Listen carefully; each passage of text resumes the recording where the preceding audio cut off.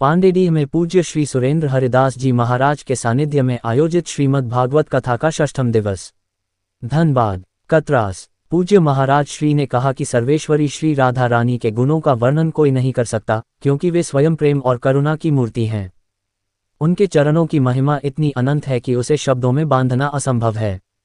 जो व्यक्ति भगवान के उत्सवों में सम्मिलित होता है, उनका नाम सच्चे मन से जपता है और भक्ति के भाव से भगवान की आराधना करता है, भगवान स्वयं उसके अनेकों जन्मों के पापों का नाश कर देते हैं।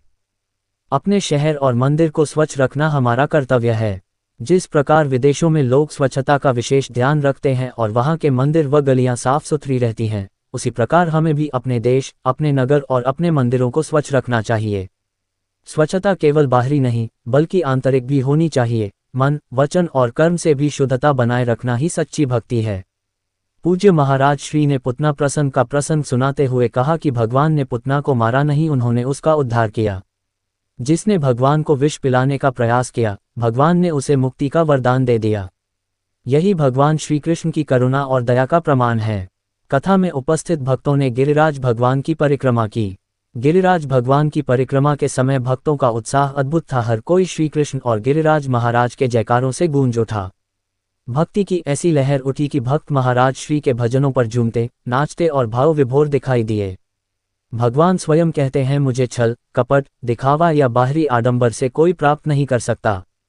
भगवान के निकट वही पहुंच सकता है जिसका मन निर्मल हो, भाव सच्चा हो और जिसका हृदय भक्ति से भरा हो। भगवान कपट से नहीं, सच्चे प्रेम और समर्पण से प्रसन्न होते हैं। इसलिए जीवन में हमें हमेशा सच्चे मन से भगवान की सेवा, नाम स्मरण और भक्ति करनी चाहिए। हर सनातनी को एकादशी का व्रत अवश्य रखना चाहिए। ये व्रत न केवल शरीर को शुद्ध करता है, बल्कि मन और आत्मा को भी निर्मल बनाता है।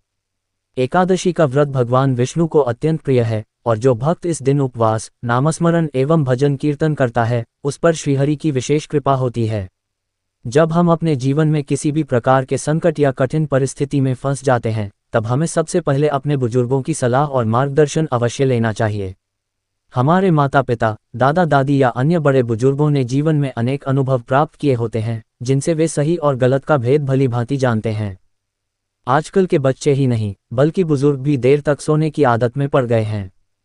लेकिन जो व्यक्ति सूर्योदय के बाद तक सोता रहता है, वह अपने जीवन की ऊर्जा और भाग्य दोनों को मंद कर देता है।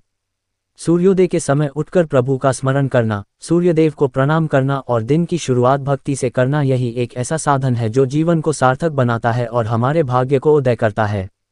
जितना हम अपने पेट और संसार के लिए परिश्रम करते हैं, वह सब एक दिन यहीं छूट जाने वाला है। चाहे हमारे पास कितना भी बड़ा मकान हो, कितनी भी महंगी गाड़ी हो, अथवा कितनी भी धन संपत्ति और जमीन जायदाद क्यों न हो, अंत में ये सब यहीं रह जाएगा। हमें भगवान को अपना मानकर, अपने मन को उनके चरणों में लगाकर उनकी पूजा पाठ करनी चाहिए। ऐसा करने से जीवन का उद्धार होता है, आत्मा को शांति मिलती है और ईश्वर कृपा से जीवन में सच्चा सुख प्राप्त होता है। इस कथा को सफल बनाने में आशीष वर्मा, आशा वर्मा, मंजू देवी, दयावती देवी, अवधेश वर्मा, रेखा देवी, सुजीत वर्मा, विजय वर्मा, धनंजय सिंह, मुकुंद स्वर्णकार, बिंदेश्वर सोनार, सरोज देवी, खुशी कुमारी, श्रवण वर्मा, विरजू बावरी, देवेंद्र नाथ वर्मा, उर्मिला सिंह आदि समस्त पांडेडीह, चंदौर, तेतुलमारी नगर वासियों के सहयोग से किया जा रहा है। और भी ऐसी तरह तरह की न्यूज को देखने के लिए हमारे चैनल को लाइक करें, सब्सक्राइब करें और बेल आइकन जरूर क्लिक करें। इससे हमारे आने वाली न्यूज की नोटिफिकेशन आप लोगों को सबसे पहले मिले।